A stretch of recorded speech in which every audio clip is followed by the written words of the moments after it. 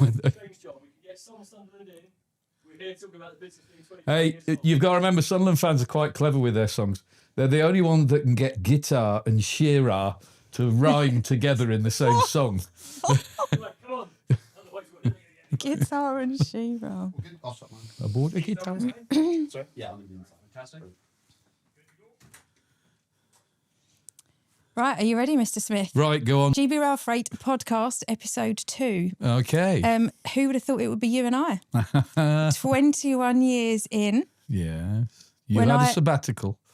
I had one foot out the door. I went part-time, didn't I, You for did. a couple of years. You did. No, that's fair.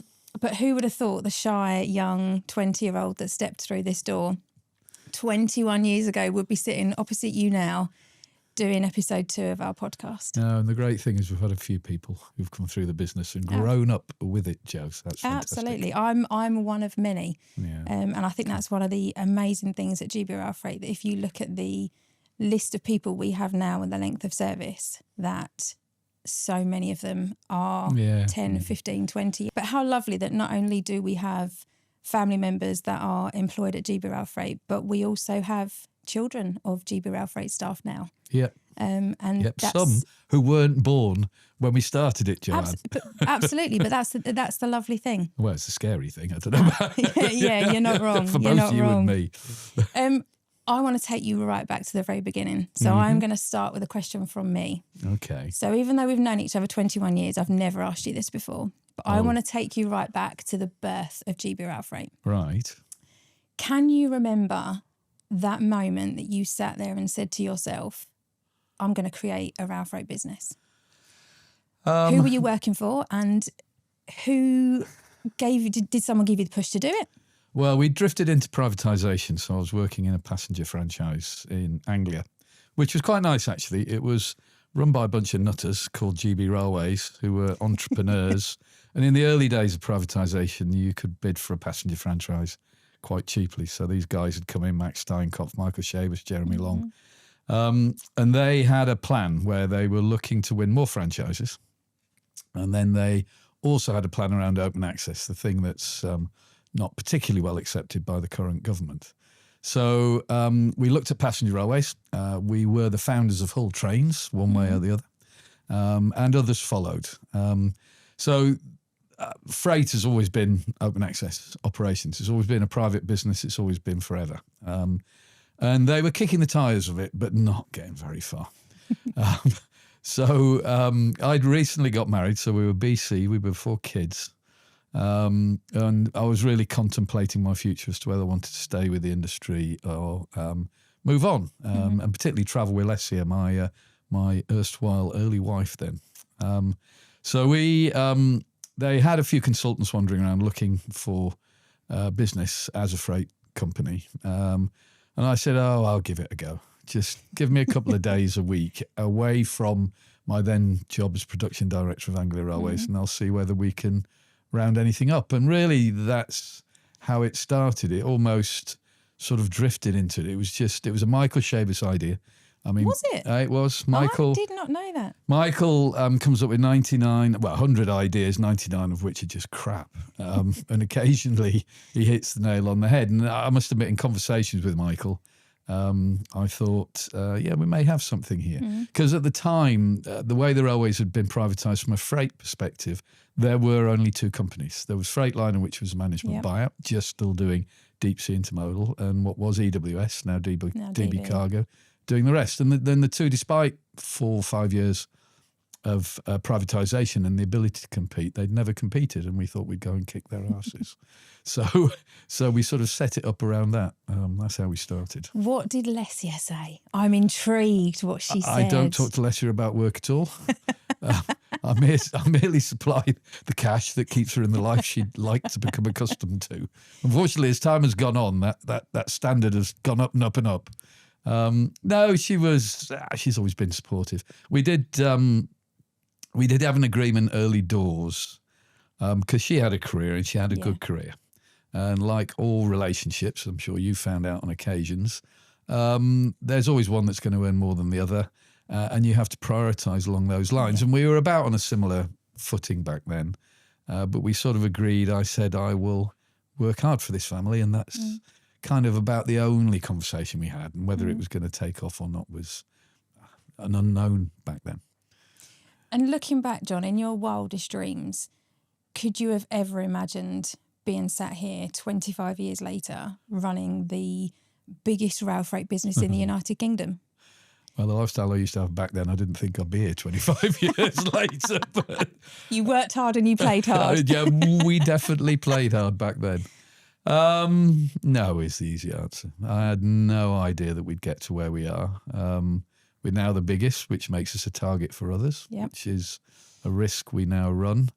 I'd always had the idea in the early days that if you employed good people, if you looked after them, paid them well, looked after them, but held them to account for doing it right, then there was a lot of people in the rail industry who were very dedicated to what we do, and they would work hard for us. And I never really, I mean, coming back to whether I envisaged it being as big as this, I never knew that it would gain that much momentum. And you know, whilst it was, I don't know, 15 of us to start with, and it's 1,400 now, they're still all good people, aren't they? And I think, touching on the good people comment, John, that is why GB Railfreight is as successful as it is. Something that's remained throughout when I joined. People went above and beyond, and that's something that's never waned over the 21 years. No, and that's... even with new people coming into the business. Yeah, no, and that, you know, it is vital as we all get older, that whoever leads the business and whoever's, you know, right the way through the organisation, that they maintain that. The culture is both our unique selling point, but it could also be our Achilles heel if we ever lose it. And, you know, there are other parts of the railway where people are becoming far less flexible. People are looking to earn as much as possible for doing as little as possible. And I have no problem with people earning well, but I prefer them to work hard for it. Absolutely. Well, just going back to the beginning, John. I'm going to dribble This now. is a picture we have dug out of you from the early days. Can you remember when this was taken? Oh, it was good looking, wasn't it? I had no gut either. When that was taken, I have no idea. There's obviously a presentation of some description. It's one of the early namings. Oh, was it? It wasn't Blue Lightning then, was it? It was. Ah, that was when Glenn Mackenzie, was it? Glenn... Palmer. Was it his nephew, I think, who came up with the name Blue Lightning, and still, I think, carries the plaque. Yeah, still does. Under the nameplate, bless his cotton socks. Because he was about 5 or 6 then. So he'll be in his 20s Late now. 20s, early 30s. So we ought to find him and give him the nameplates back after all this time that he's been on board it. Because I had my boy there that day as well. What was the first naming we did, John? If that was early days, can you remember the first naming we did? Yeah, I think it was at Willesden. Okay. Because originally we had nowhere to maintain the locos, and in a previous life I'd run Willesden Depot. So the initial maintenance on the first 7 locos was carried out at Willesden, and they were desperate for work back then. Fortunately, the depot's now flourished. Mainly EMUs they maintained there, but back then they were desperate for work. And we named it after our first customer, which was Railtrack. And I think it was Railtrack National Logistics, I think was the name. Unit or something like that. But I do remember that because there's a picture of us all there. Sadly, there's some people who've passed away out of the group, but there's also Jeanette's there, Paul Lemon's there, obviously, who did one of these, and there's about 2 or 3 others who are still milling around with us after all this time. Amazing. I'm going to move on now to locomotives. Oh, yes. So, this was taken in Canada. It was indeed. It was. Can you remember putting in the first order for locos and how that felt? I remember the fuss we had to go through because everyone, Network Rail was desperate, or Railtrack, sorry, was desperate to get competition into the market because they only had one haulier there, which was EWS. But we, as a business, our holding company, GB Railways, was struggling a little bit. So our ability to buy these, and bearing in mind it was $2 to the pound back when, a little bit when we different to bought what these, it is now. so that made them relatively cheap kit. Fast forward then, John, to putting in the order for the 99s. Yes. Feel differently? The same passion, surely? Oh, same passion. I mean, the business only grows with more kit. Yeah. And control of locomotives is absolutely key, in my opinion, to how you grow within the market. You know, without the kit, you don't grow. And there's a huge story between Loco 701 and I can't remember what the last number is, 312 or something like that. 115. That doesn't work. It must be 314. 115 locos. You know, there's a story right the way through. There's ex-Freightliner, ex-DRS, there's new ones, there's French ones, there's German ones, there's Swedish ones, blah, blah, blah. So as the business grew, we spun all sorts of tricks to get more locos on in order to grow the business. But it was clear the 66 was no longer legal and due to emissions regs, for those that don't know. And it was clear with the sustainable agenda that we needed to keep the momentum going of being seen as a sustainable business. And you have to remember that whilst we can flog to death the fact that a freight train, a long freight train, takes 70 lorries off the road or whatever message we put out there, that actually lorries have a huge research and development program behind them. They're already on battery lorries and technology has moved on dramatically. And they never live for 5 years, so they're forever churning, whereas locos last 40 years. So to get the next generation has been inordinately difficult, but it's a key strategic plank to the long-term survival, probably long after I'm 6 foot under. You know, the 99s will be a key asset that we can exploit. It must be something that you and the team are extremely proud of. Yeah, I mean, yeah, they're sexy, aren't they? I mean, it's just, Jesus. Not sure I'd use that word, John, but I totally get where you're coming from. Off. They're a beautiful piece of kit. They look like they mean business. They look the business, yeah. So these things look like they mean business. I mean, we're only just introducing them. We're training all the train crew at the moment, and they'll go into in earnest in about 6 weeks' time into service. And hopefully they'll do what it says on the tin. We'll do what we bought them for, which is longer trains, quicker trains, but also those that want to be seen to be exploiting a far more sustainable asset than the Class 66 currently is. Has the last 25 years gone quick, John? Oh, Christ, yeah. In a heartbeat. But we are in Europe now, so, you know, overall, overall the 25 years is definitely, because it's been a hard year this year for the business, but Jesus Christ, it's been a bloody great year for the football team. I think that was 10, 12 minutes it took before we got onto Sunderland. I don't know if I've won or lost my bet. You know, 3 loves in my life, and I'm not giving you the order, but my family, the company and Sunderland Football Club. And we had a great day on Sunday. Saw Jimmy Montgomery again as well, Jim. Did you? And for those that don't know, Jimmy Montgomery is the 1973 Cup final goalkeeper. And if Mark Rowley's out there listening to this, just remember we hate Leeds. We'll have some money on the position in the league next season, mate. What's your proudest moment, John? I know this is probably going to be really hard for you to narrow it down to one, but even if you've got, the top 2, top 3, and considering both your boys work for this business now, so that's got to be up there, surely. It was, but it wasn't the intent. They had their education ruined by COVID because of universities closing down and stuff like that. So they're working here. I mean, they're both working hard, but it was more of necessity following all the debacle that our government put us through as a result of COVID. So proudest moment.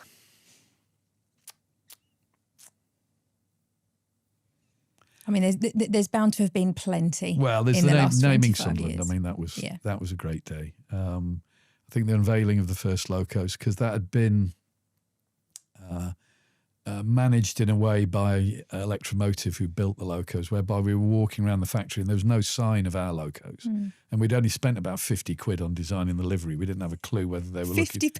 Yeah, we did it in back then IT was Stone Age, but we did it in a little design place down the corridor from Ipswich. It's probably 150, but I don't know. Yeah. But I think Jeanette was involved with designing it, but you'll have to ask her, I think. So on the day we were there was a foot of snow on the ground. It was minus 10 degrees and a clear blue sky. And they'd parked the locos outside and they slid the door back and it was just great. And I remember Max Steinkopf, who was Canadian, who was one of our founders, and also went to university in London in Ontario. So he was big news over there. I mean, it doesn't take much to be big news in Canada, but he was big news over there. But he said to me, he says, you go through a lot of shit in life. You'll have your ups and your downs, but then they're the odd great day. And there's been a few of those, Joe. So certainly that was one of my proudest moments. I think the unveiling of the last one as well, 779, when we came up with the idea of the green livery, matching it with railway history, with Evening Star, the 9F, that we had in the museum, and how we did that day. That was just great fun. And no one knows what I do in the pub. I keep it quite well, and they know a bit more about it. This moves me quite nicely onto a question that we've had in from Bob Tiller. So naming locomotives and bringing people together is something that we do as a business very well. Yep. We know the answer to this question already, but what is your best livery and naming memory from all of the ceremonies? Well, Sunderland and Sunderland. And then there was Sunderland, and then there was Sunderland. Aside of Sunderland, John, is there a runner-up? We all knew it was going to be Sunderland. The runners-up are doing the girls.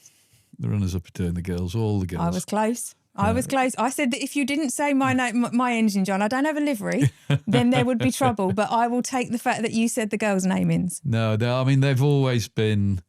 I mean, we've done them in different ways over the year, but normally with a special train. Yeah. And it's tradition. I don't know whether I made that up or not, but I'm saying it's tradition. No, it's absolutely tradition. Yeah, and it's nice to see A, the random name that comes out of the hat, and B, getting the families along. Yeah. And they're so proud, and they have no idea. And I mean, Janice left us only last week. Yeah. And we were reflecting on Janice's naming, and she's still proud of it. And she said she found someone contacted her from Australia who was bringing his wife over, was also called Janice. Wow. Wanted to see the train and was ringing her up to find out how they found it or something, I think. But yeah, no, I think they're just enjoyable. They're just good fun. It's honestly one of my proudest moments. But you're absolutely right in the fact that day I was able to share with not only family, not only friends, work colleagues, but to bring everyone together. No one knew what to expect because I'd told nobody about what to expect on the day. Oh, did you not? No, I told them where to be and at what time, and that was it. And of course, they turned up and saw the engines because I was with Annette. You know, my engine was one end, hers was the other. You had the carriages in between. I remember Annette. And then for everybody to, get onto the carriage and take their seat. And most of my family hadn't even been on a charter before. So to then, join the train and to see the breakfast laid out and everything else, it was a magical, magical day. And it's, that was in 2017. Yeah, I mean, I think that's one of the things that the having food and a bit of drink on a train is a lovely experience wherever you do it. I'd recommend anyone does it, even on the expensive ones like the British Pullman. It's just good fun. In fact, we can do it ourselves with our friends. Excuse me, is why not? I mean, Jesus Christ, we've got to have some fun. There's enough bad things going on in the world at the moment. So if we can't have fun, then we've kind of lost the momentum to what we do. But, absolutely. But yeah, no. Well, fun is where we're now going to go. Oh no! Well, no. I've got to remind you about the day you went down to the station at yours when you were covered in muck from head to foot, and you were on the RHTT, and you were sending me pictures of you and my nephews. Stood behind you. You were a dirty girl. You were covered in muck. So that day, Andy Johnston, bless him, he'd phoned me the week before and said that the Joanne engine was on the RHTT and he was bringing it into Southend. And when my naming took place, my nephews weren't born. So they'd seen the name, they'd seen the replica nameplate, they'd seen the replica model loco that I've got at home, but they weren't there on the day. And Andy Johnston phoned and said that he was bringing it into Southend the following week. And it coincided with October half term. So I stole two of the boys for the day. Mum and Dad were at home. So we all got in the car, went down to Southend Central. Did they expect you to be as filthy as that, Joanne? No, they didn't. But what I will say is, bless Andy Johnston, he got a bucket. Cleaned the nameplate. And he cleaned the side of the nameplate. nameplate and that particular side of the loco so that I could have pictures in front of it. Is it Southend where there's a railway bridge goes across the high street? Yes. Because there's a picture of you on that as there well. is. I think Yeah, when you were on a, I don't know, train relaying thing. It's right in the middle of the high street. Right It's in the middle of the almost high bizarre. street. Yep. I got sent it by several people. That's the thing with having a train named after you, John. I get random messages from people with pictures of the Joanne engine in numerous places of the country. I won't repeat what comments are normally made with them, but people can only imagine. There's loads of double entendres when it comes to having girls' names on the side of trains. But yeah. We've touched on namings. Mm-hmm. We've touched on fun and enjoyment. Mm-hmm. So enjoyment being one of our core values. We've had some fun along the way. Yep. Highlights in terms of events and things, because I think events is one of the things that we do well. Yeah, I mean, well, you know, because you get involved with them, that having attention to detail is right up there. I think that's one of the core principles of the business. It's not written down one, but nothing happens without detail. And I think having the ability to just think what happens next. So you've got an event, you've got some VIPs there, you've got some guests there. So how do you get them out? I mean, Jonathan outside, when he came up with, when we were launching the 99s and came up with the ice cream van with the loco stuck in it. It's stuff like that I think, that's brilliant. I'm not a very artistic person. And I thought, I'd have never come up with that idea. No. What a brilliant idea. So I think the best funds I've had, or the best fun rather I've had, has been on the special charter trains that we've run. Occasionally we've done a naming. I mean, crikey, we auctioned a naming for $5,000 for the charity and only kept a chap's name on it for a year. It's still on it now. Yeah, and I think there was one chap whose father passed away, so there was a sad story behind it. But I think just going, because it gives, we're a geographically diverse business, and going on one of the charters, you see a load of people. You can have a load of fun, and you go to some seaside resorts I wouldn't normally go to. And once you've been once, you probably wouldn't return. Well, I don't know. I got very in Cleethorpes, I remember. We went to Cleethorpes twice in one summer. Oh. I mean, why we approved that plan, I don't know. We went to Scarborough once, and I can't remember who I was with, and it was absolutely slating it down. And they've got a hotel, I think it's called the Grand Hotel. So every seaside town's got a hotel called the Grand Hotel. It's the one with the little sort of funicular railway that goes down the coast. So we decided we were going to go drinking there, and we said this is either going to be grand or it's not. And bloody hell, it wasn't. We sort of sat there, people watching, going, "Oh my God!" So we've had some fun in seaside resorts. I'm trying to think my favourite actually seaside. We never got around to doing Skeggy because I've never been to Skeg. Blackpool was all right. I quite like Blackpool, but I think Scarborough's my favourite. Mm-hmm. Minehead's got to be up there, John, because that's where we did your surprise 10-year loco naming. Yeah, I was forgetting. Although, was you surprised? Now's the time to tell the truth. Did No, you know? I had no idea. I've said... Really? Yeah, men should only have the names on the side of a loco if they're dead. Yeah. I thought that would put the Grim Reaper would be following me. He almost caught up with me about 10 weeks ago. So we all thought you would have known. No, I didn't know. No, that was complete. Okay. That was a complete surprise. It worked. But yeah, it did. It did. That was a good day. And again, you're just grateful for people who organise stuff like that. I don't think I've got too much of an ego. And you when someone does that for you, it's just very kind. It's very kind. Jeanette, that was Jeanette's idea, and I will say she had some amazing ideas over the initial sort of 10, 15 years that I was here for certain. Yeah, we need to encourage that more as well. And I think it's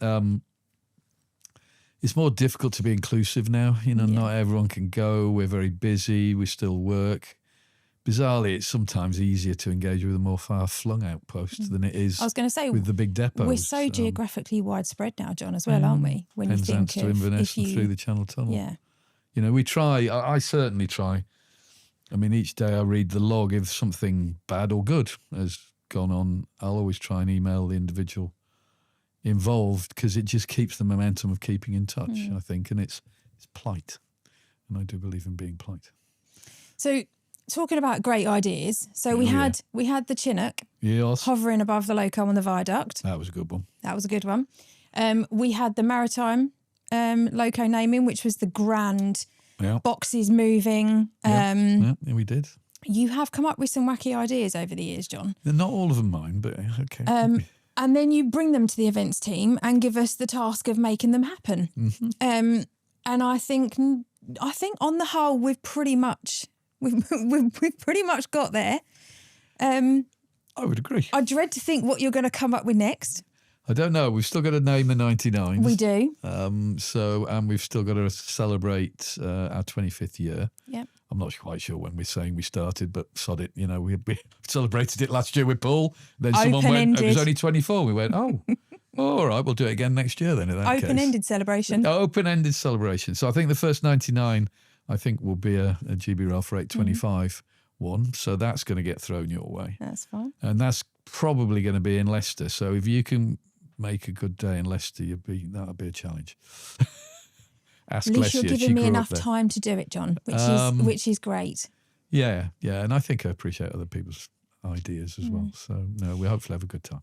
And well, as far as namings go abroad, we can't not mention Chicago.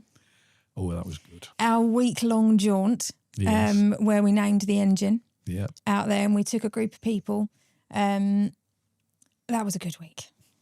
Which one? The one in Canada or the one in the US? The one in the US, where we took a group of people. Where they took us on a 400-mile car journey in a limo that you had no legroom in. No. My arse rejected me by the time I got out of it. That one. So I was... it wasn't pink. I'd planned this trip for weeks and weeks, months in advance, and I was promised that we were going to be picked up from the airport, and we were going to go on that 5.5-hour journey from Chicago airport to Muncie.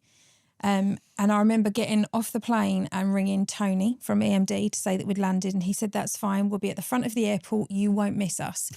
And I remember the 12 of us walking out the airport door to 2 Hummer limos with music blaring. Luggage got piled into the back of one, we got piled into the back of the other. This Hummer limo was full of alcohol. Within half an hour of our journey starting, you wanted to do a diary catch-up, which after a 10-hour flight, I politely told you to do one. You told me no. Yes, I did, very politely. But 6 hours in a Hummer limo with 8 men who were drinking alcohol constantly. I think that 6 hours rolled into about 8 by the time we turned up to our hotel, the amount of times we had to stop. But what a week.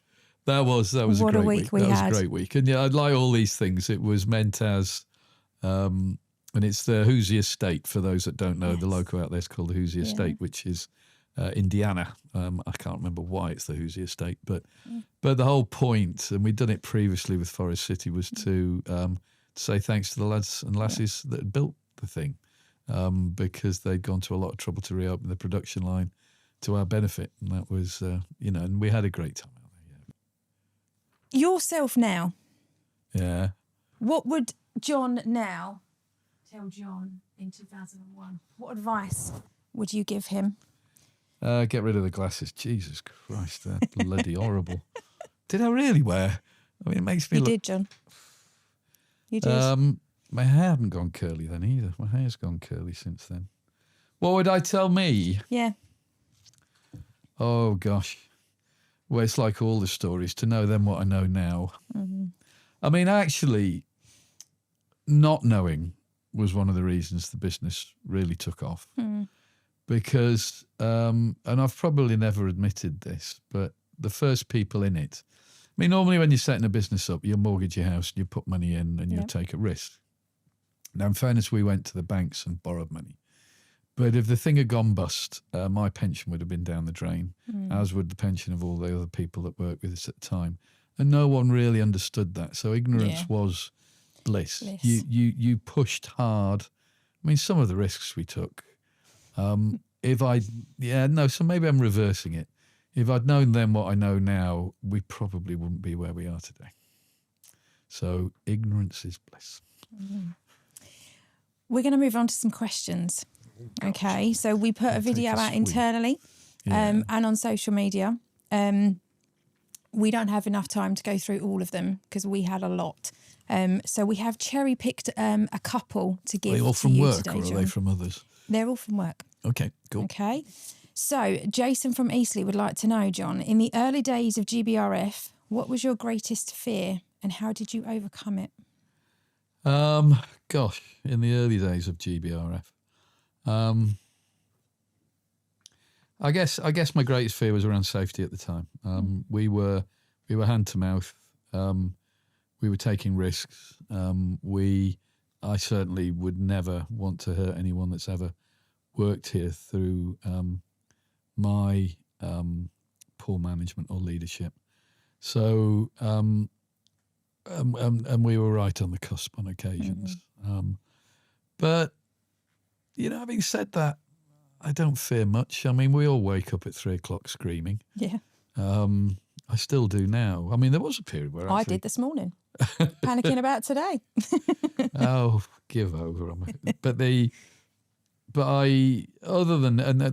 thing I've found, this is personal, but is whatever I'm screaming about at 3 o'clock in the morning, and things always seem worse at 3 o'clock in the morning, and particularly this time of year when the birds start, you got to have your windows open. This bloody blackbird sits outside my window going, beep, beep, beep, beep, and he seems happy enough, although he's got a brain the size of a pea. But I always found that once I'd got up, because I always get up early, 6 o'clock, 5:30. Once I've got up, you dust yourself off. I always have a pen and paper next to the table. Do you? So it's one of the ways I'd recommend it to anyone. If you are panicking about your mortgage or your house or your job, and it's for me, early mornings are when I normally come up with the answers. And sometimes I'll be lying there and I'll think, perhaps if we do this. So you write it down because then you don't lose it. Because if you drift off to sleep again, you quite often forget. And having written it down, it's saved and that gets you back to sleep again, as well as burying my head between two pillows. But I've always found that once I'm up, either by using the list or just I always enjoy a train journey to wherever I'm going to work, because you sit there and you start to sort it out. And so I always think there's a solution to a problem. Sometimes they come out of the blue, but because we have had some difficult times, we've had some recently, and there's always a solution to the problem if you think hard enough. Thank you. Jenny, one of our ROs. John, what advice would you give somebody new to the industry?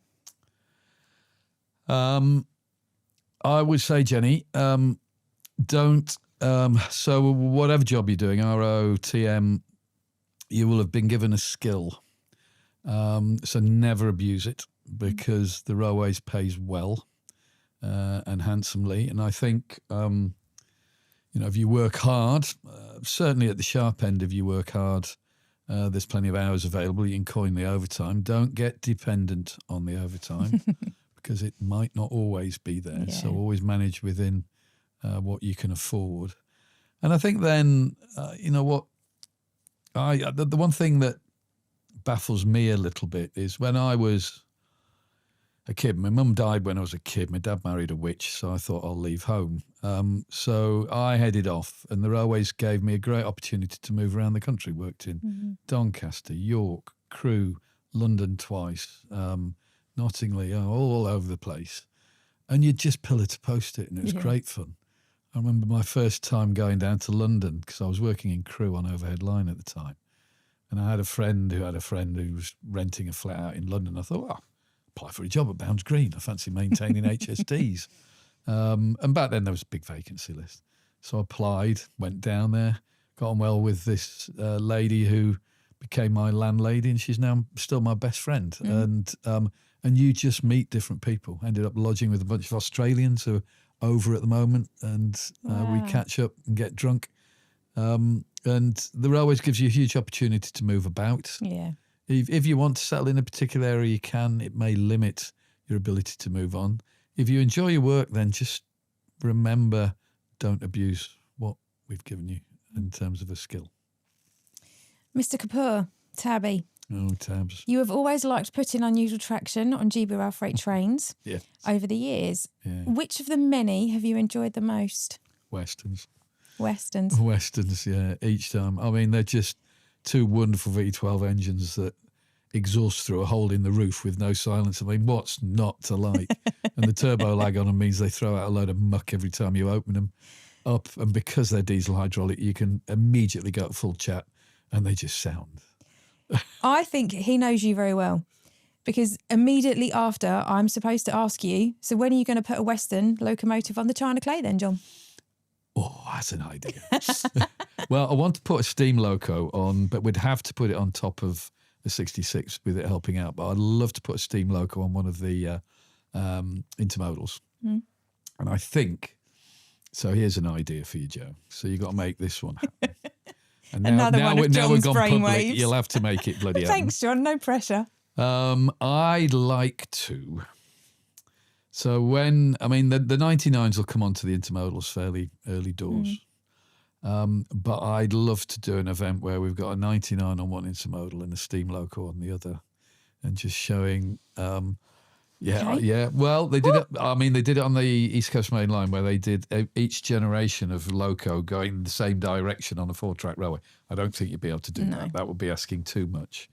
But there's places where there's bi-direction. I'd just like to, however we stage manage it, having a launch of the 99s on an intermodal, probably Maritimes with a steam loco. Because I can get hold of a steam loco, that's not a problem. I like a challenge, John. Yep, that's fine. A challenge. I like a challenge. And as far as the Westerns on the China clay, oh yeah. Yeah, sexy. That's John approves of your question. But she'll have Mr. to go on the Stoke bound one. Okay. I mean, they normally used to hook her off at Bescott, but we'll take it all the way through to Stoke. And and I missed a Paddington Plymouth job over the weekend on that one as well. Okay, John, I have some pictures to show you now.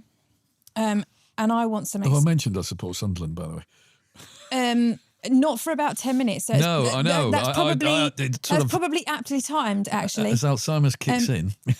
I would like an explanation to what you're doing in these 3 pictures, John, if you don't mind. So I'm going to pass them over. Love to see these pictures. Then. These out from the archives. What were you doing and where were they taken? I think that one with the face paint was taken at the Nene Valley Railway. I have a feeling we had Chinook and a 73 down on the Nene Valley Railway. And that's Kev Walker, who... Kev's still working. He works for... I've forgotten the name of the company now. But I think that was why we'd got that. Face paint doesn't half itch. That's what I remember. Especially on a warm day. Oh, that was the... that was the... You look very angry, John. You look like you're getting your own back on someone. Yeah, must have been Langton wasn't working for us then. It would have been Langton. Do you remember when we had the do and we invited 3 suppliers in London to come along? I know what you're going to say. This was one of our conferences. Yeah. We had the conference in London and we asked them to do presentations. Yeah, and we then had to vote for who was the worst supplier. And it was, I can't remember whether it was Porterbrook or Overshot is one of them. We had a set of stocks. So we put the stocks on. We gave everyone a sponge to throw at them. And Mick Goodman, bless him, decides it'd be a good idea to make it a wet sponge. So sticks it in the jug. And he was so... He 3 or 4 bottles of water into the bucket. And yes, he was rather wet. The guy was so annoyed. He was rather wet. I think that probably cost us a lot of leases after that. Yes. But that one was, I think that was one of the fun family days, wasn't it? Yeah, the one in that stately home where we had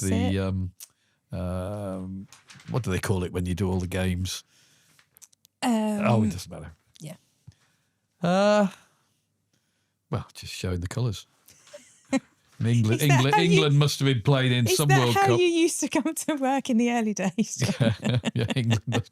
That looks like a Man United scarf, not a Sunderland scarf. That's wrong. That is so wrong. Could we please delete that from the archives? Yeah. That's wrong. And England, 60 years of pain. John, final question. What does the future hold for John Smith? Apart from, I'm going to mention it again, the Sunderland European Football Tour, which I'm assuming you're going to be joining them on, let's say.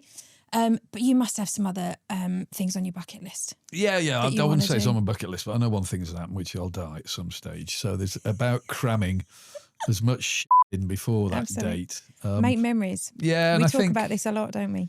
Yeah, and I think, I mean, you know, I've been married to three things: my wife, the job, and the pub in our village. She managed to lever me away from the pub in our village, which would cause quite some angst in our marriage for a while. But I guess rolling in pit every day at 2:00 in the morning wasn't quite what Leslie imagined a marriage would be like that. She didn't sign up for it. I once tried to fix a radiator when I was, we put a combi boiler in. And I rolled in at 2:00 in the morning. I couldn't figure out how to bleed the radiator. So at 2 a.m. 2 a.m. Well, it was irritating me. It's one of those 3:00 in the morning things. Did you write that down on your piece of paper next to your bed? Yes. So I went to the combi boiler and there was some valves underneath it. I turned this one valve and I could hear this rush of water. I thought, oh, that's obviously going somewhere. Maybe that'll allow it to bleed. So I went to put the bleed screw for anyone who's bled a radiator, and air's coming out. I'm thinking, brilliant, until the thing exploded because I connected the radiators to the rising main, which was quite a pressure in our village. And I'm shouting less here, and there's black water spraying all over the roof. So I think that was probably the point she dragged me away from the pub. But what was the question? Your bucket list. What's on your bucket list? Bucket list. Well, I think there's one thing that's important with the bucket list is to make sure you're fit and well. Yeah. So I think if I ski 4 times a year, I should at least have 40 ski holidays left in me. So that's one bucket list. Travelling to exotic places. I've finally persuaded Leslie that she doesn't need to baste herself with goose fat and lie horizontal in the sunshine on holiday, that we can actually go and see parts of the world that we never thought we'd go to. And for anyone out there, go and see the Iguazu Falls in the south end of Brazil. It is extraordinary. And it doesn't need to be that expensive. It's a big park where you can go to. So certainly travel. Season ticket at Sunderland. Yeah. Bizarrely, I hate gardening, but I love it. At the moment, my You're garden, very proud of your garden, aren't you, John? Yeah, at the moment, my garden and the lawn is just... it's you can play croquet on my lawn. You take your shoes off and it's like walking on velvet. It's lovely. So the garden, then renovating my cars and finishing my bloody train set, which I need. I have no patience with it. So if you're a modeller, you have to be patient. I just want to see the trains going round and round like this. But I do need to finish that as well. So lots of things to do. Well, John, on behalf of all of us, thank you for the memories. No, thank you. The memories have been generated by everyone here. So absolutely. And that's a cut. Bloody marvellous. I didn't have to do anything. Just sat back and I'm going to get my note. And at that point, I almost got emotional, so I'm glad we stopped then. Yeah, I was beginning to well up. Did you hear the West Ham supporter crying? He was a 60-year-old bloke after they got relegated. They only got him on Talk Sport, and he just started blubbing in the middle of it. There's more serious things.